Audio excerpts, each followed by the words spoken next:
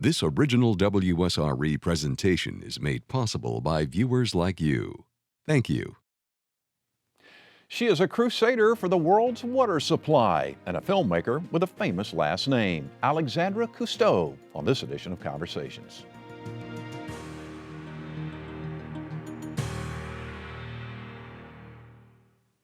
Alexandra Cousteau is carrying on a family tradition, telling the story of one of our planet's most important resources, water. Her family name is royalty when it comes to the conservation of the world's oceans. She's the granddaughter of Jacques Cousteau and the daughter of Philippe Cousteau. While much of her grandfather's efforts were focused on the oceans, Alexandra has concentrated much of her attention to the condition of the world's water supply. She's an environmentalist, speaker, filmmaker, and founder of Blue Legacy, a nonprofit multimedia platform providing relevant content about the world's water supply. Alexandra Cousteau, thank you for joining us. Welcome. Well, thanks, Jeff. It's good to be here. What was it like growing up as the granddaughter of Jacques Cousteau? Well, as you might imagine, I learned to swim before I could walk and went on my first expedition when I was just 4 months old to Easter Island with my parents. My father was really my grandfather's right-hand man and worked with him in every aspect of the Cousteau Society and the films. And so we went from Easter Island when I was 4 months old and went to Kenya and Uganda and Tunisia. And it was, I think, a time that I don't remember, but that probably influenced me a lot because to this day, my favorite place is in the middle of somewhere I've never been, surrounded by my crew and telling stories. So, my grandfather taught me to dive when I was 7, and he was certainly, in my father's absence, a great influence on me and someone who has inspired me enormously, along with many other people, but he was a big influence. You mentioned your father's absence, and he died relatively young, huh? He was, actually. He was younger than I am now, which is so strange when you kind of outlive your parent. But he died in 1979 in a plane crash in Portugal. They were doing repairs on the amphibious plane that he used on expedition, and it was an old PBY, which is a beautiful plane. And they were doing a test flight, and there was a problem with the landing gear, so the plane crashed into the river. And he was the only one that died, as the pilots often are. But he was truly an extraordinary man, not only because of all the talent that he brought to filmmaking and all the Emmys that he won, and he was one of the most famous men in the world at the time of his death, next to my grandfather, but the memories that he left with the people who knew him and loved him were what I grew up with, and he was an extraordinary example to follow. He and your grandfather were extremely close, as I understand it. And, they were. How did your grandfather deal with it? My grandfather never got over it. Neither did my grandmother. She was my grandfather's partner in crime, especially in the beginning. She pawned off a lot of her jewelry in the early days to pay for the expeditions when they didn't have any money, and they would sit at the kitchen table and imagine the perfect ship for these expeditions that they wanted to do after my grandfather left the French Navy. And they dreamed up the whole affair, and she spent more time on Calypso actually than my grandfather did. They called her La Bergère, which means the shepherdess, because she was nurse and den mother and psychologist and cook and pretty much everything to the men that were on expedition and far from their families for 9 or 10 months a year. Wow.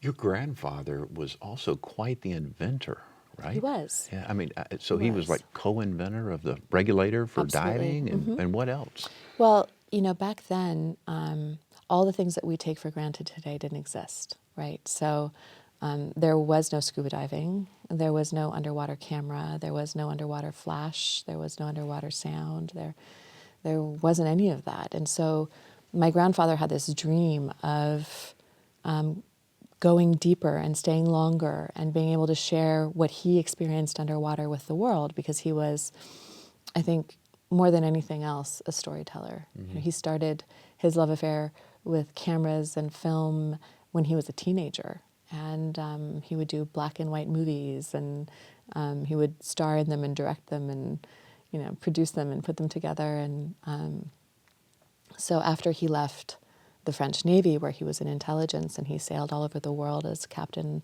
of a Navy ship, and he was in the French Resistance, and all of these things that we don't actually know much about, because we always think of him as the man of the Calypso with the red bonnet. But he got the Calypso and had the opportunity to make those dreams come true, and had to invent the tools to do it. And so he co-invented the aqualung. He also had to figure out, with the collaboration of some very talented people, how to do underwater flash, underwater video, underwater everything. And he also, when he went to Hollywood to kind of pitch this idea of doing a series of underwater films, David Walper, who was sort of an icon of the early documentary genre, said, "Well, okay, Jacques, you know, I get it. This could be good, but you've got to jazz it up a little. You know, make it cool." Right. And so my grandfather said, "I know just what to do."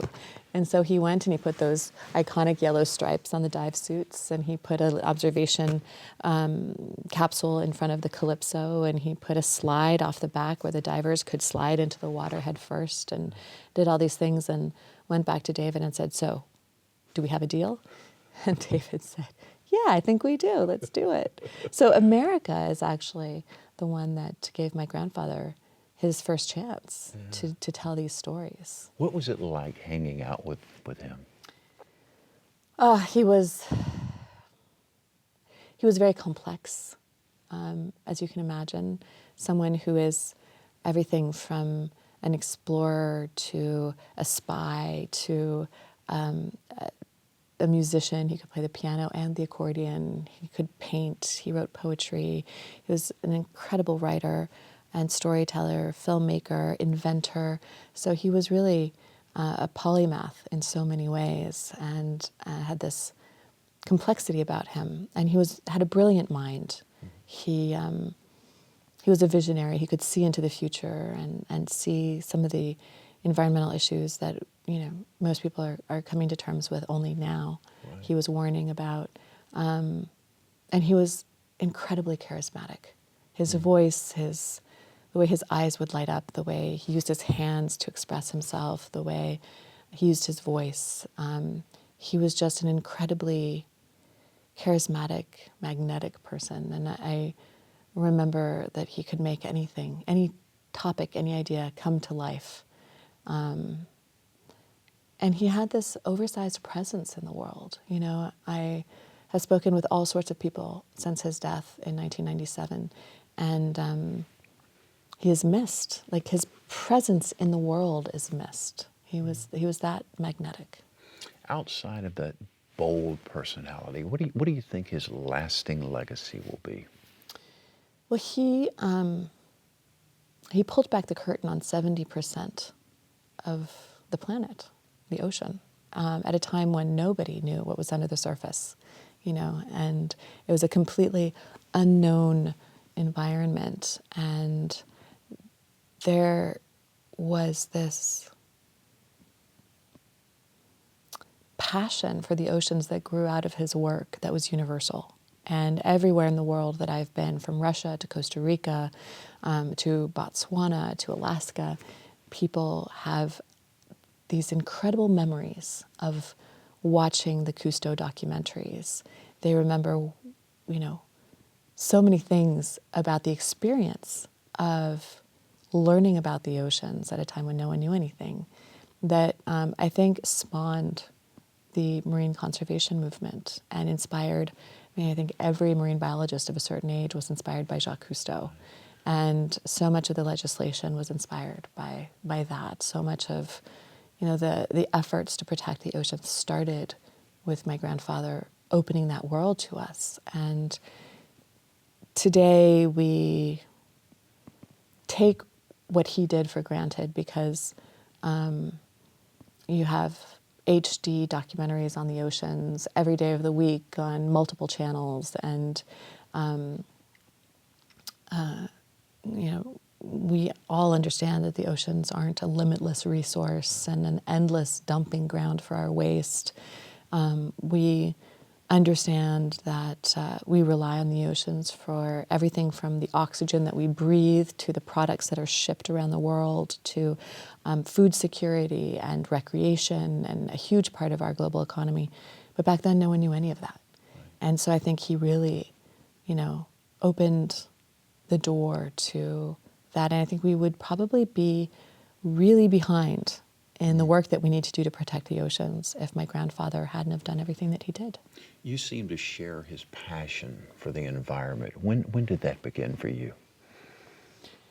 Well, the ocean was always a part of my life. I can't remember a time that being in the water wasn't really native to me. A swim lesson started when I was 4 or 5 months old. Right. So, I grew up in enjoying the oceans and exploring the oceans as a child with my net and my bucket in the south of France and in other parts of the world, and just exploring tide pools, exploring beaches, and catching little shrimp or sea urchins or starfish and putting them in my bucket for observation and then releasing them so that, they wouldn't get too hot in the water or use up all the oxygen. And then I'd catch some more and look at them and release them. And it was a huge part of me. And I think as times have changed, because times have changed a lot, even just since I was a child, I've seen a lot of those places disappear due to pollution or development or whatever. And I realized that these places are so much a part of who we become, for all of us. The places that we knew as a child. So for you, it might be the sugar sand beaches here in Pensacola.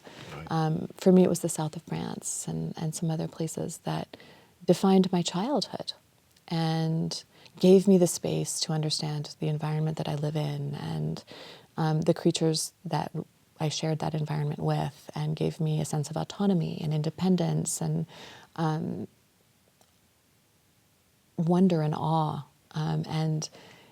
As a child, when you discover the unexpected, you feel so alive. And I think we do as adults as well. But losing the places that gave me all of that really was a wake-up call for me as a young adult, and made me want to do everything I can to protect them and to inspire other people to protect the places that defined their childhood or define their community, define the land that they call home. And when we lose these places, these natural places, I think we lose a much more important part of ourselves than we imagine. And certainly I saw that firsthand when I came here in 2010 after the Deepwater Horizon spill. I saw people who were devastated by the loss of their nation. I was going to ask you about that. We mentioned the sugar white sands. Of course, Florida's Gulf Coast is known for the beautiful beaches and the emerald green waters, and so much of that was jeopardized during the oil spill. Where do you think we are right now? Where's the Gulf right now, in your judgment, as far as being restored back to some level of normalcy? Well, I haven't been back to the communities that I visited in 2010 since we were there on expedition. The first stories we told in the Gulf was actually about the dead zone. And, at the time in 2009 when we were filming in Louisiana and Alabama and spending a lot of time with the local communities there and the fishermen and trying to understand not only the situation of the dead zone, but also the experience that people have of that crisis, because it is a crisis when Absolutely. an area the size of New Jersey dies every summer. And at the time I was like, God, it can't get any worse than that. A dead zone. it's not the only dead zone in the world. There's over 400 around the world. We're doing something really wrong upstream if we're turning our coastal areas into dead zones. And so we told that story, and obviously coastal communities and fishermen were really concerned about it. And then the oil spill happened, and we went back in 4 months after it happened, I guess, and went back to the same communities and talked to the same people. And I had the sense that they had aged 5 or 10 years in just the span of 4 months. These were people who are salt of the earth. They love the Gulf. They love their way of life. They love their seafood.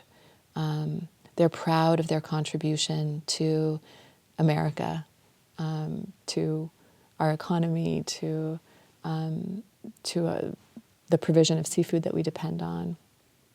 But mostly, it defines them. You know, it's something they learned from their father, who learned it from their grandfather. It's something they do with their sons and their daughters. And losing that, I think, for a lot of them, felt like losing a really important part of who they are. And when we were there, it was the first reports of suicides started coming in, and it was so much more than just an oil spill. Right. You know, it was a life changer. A life changer, and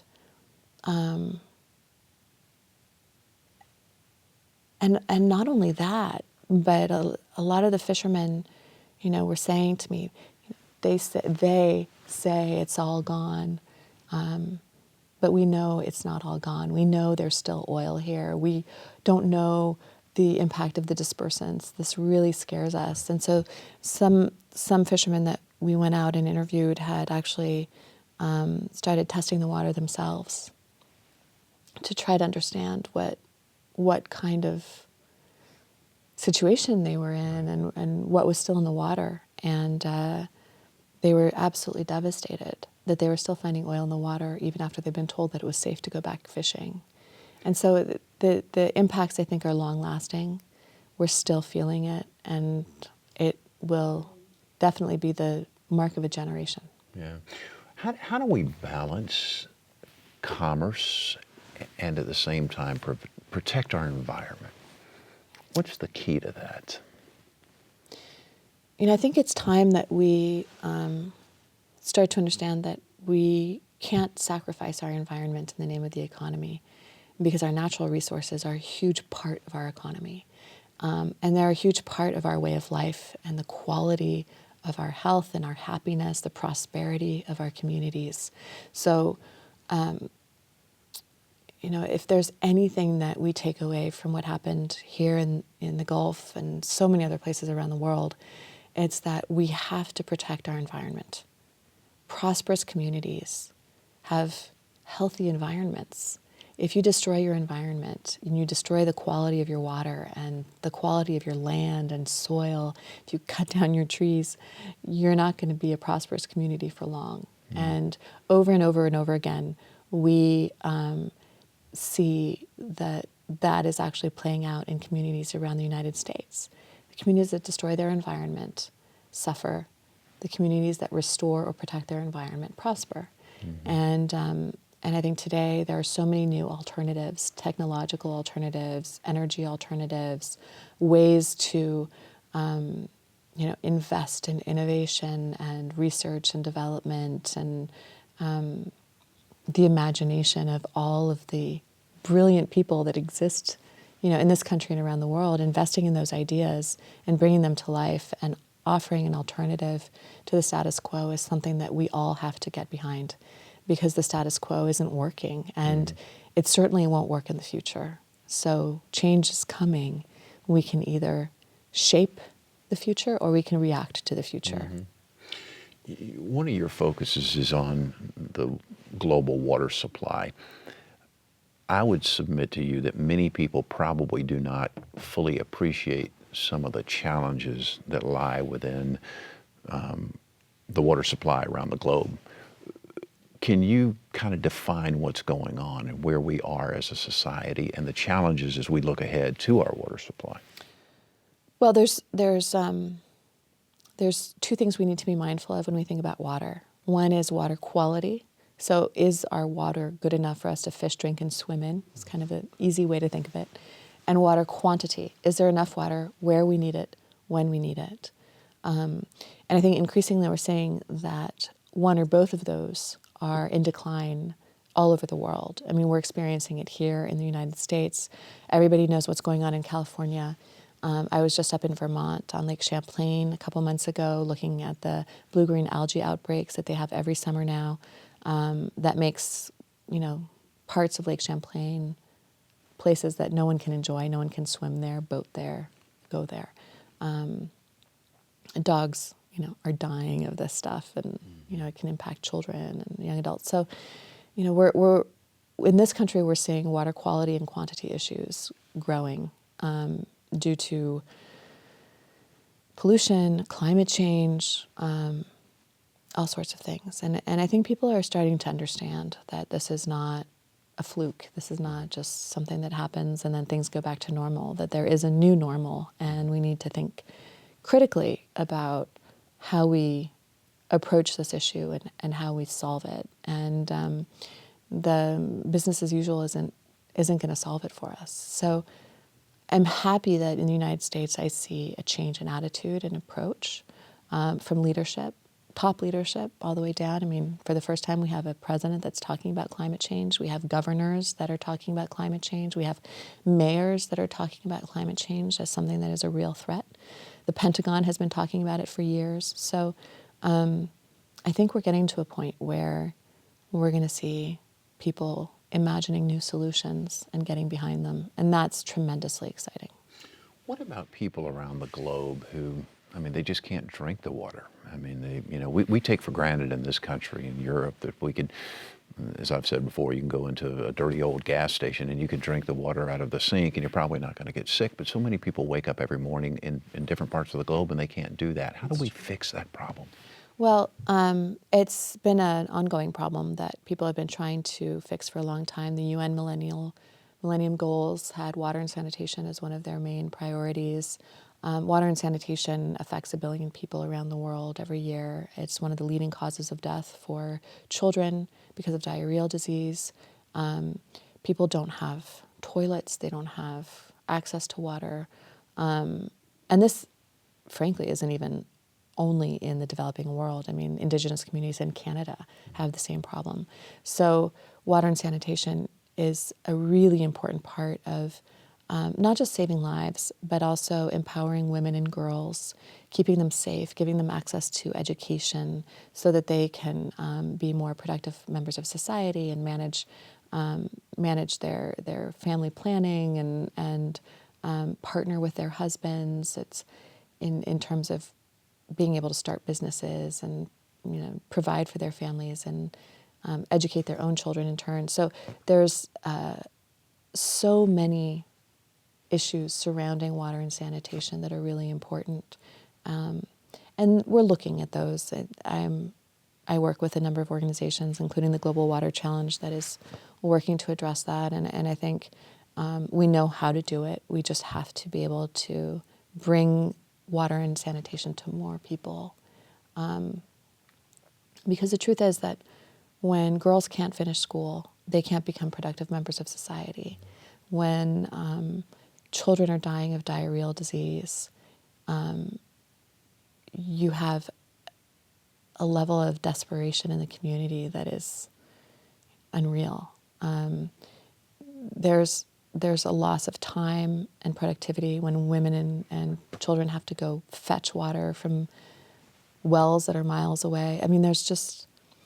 But we can do it. We can get there, and I think there's a lot of support from the American government through USAID and other agencies to be part of that solution.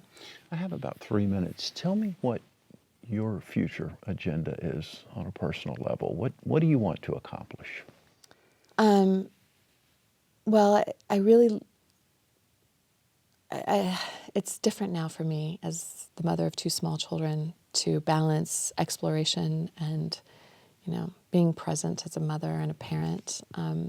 So I'm currently imagining ways to bring my children with me and give them the opportunity that I had as a child to travel and be part of understanding these issues. So that's an interesting challenge that I have right now set for myself, is how can I bring my children with me? But certainly I work closely with organizations like National Geographic and Oceana and others to tell stories and advocate for change. I'll be in Belize at the end of the month with Oceana, talking to politicians and students and fishermen and the press about the plan to drill for oil along the Belizean coral reef, which is the second largest barrier reef in the world after Australia. Next week I'll be in India hosting a documentary for National Geographic on sustainable cotton and the impact on water. So these kinds of projects keep me busy, and then, you know, as I said, my number one priority is Being a mom. being a mom. Good for you. What are you most optimistic about in about 1 minute as you look ahead? I am most optimistic in the ability of technology to give us alternatives and the capacity of people for rapid change. And I think we're seeing both of those coming to our rescue, and I'm looking forward to seeing how rapidly we can get behind innovative ideas for change. Very good. What an absolute pleasure to visit with you. Thank you. I Thanks wish for you the having very me, best, Jeff. very best in your endeavors as you move forward and work to keep our environment in good shape. Thank you. Thank Alexandra Cousteau, a real pleasure. Absolutely. By the way, you can follow Alexandra at alexandracousteau.com. Keep up with all the things that she's doing. And of course, you can follow us and check out more of our conversations online at wsre.org/conversations. And we're also on YouTube and Facebook. I'm Jeff Weeks. Thank you so very much for watching. I hope you enjoyed the broadcast. Take great care of yourself. We'll see you soon.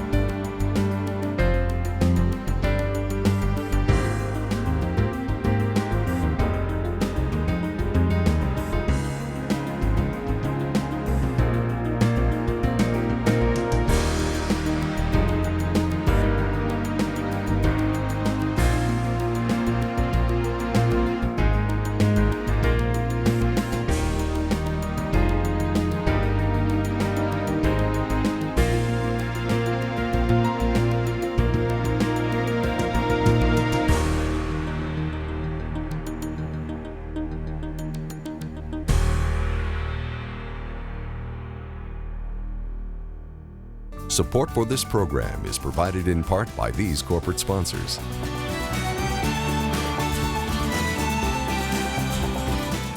And by viewers like you.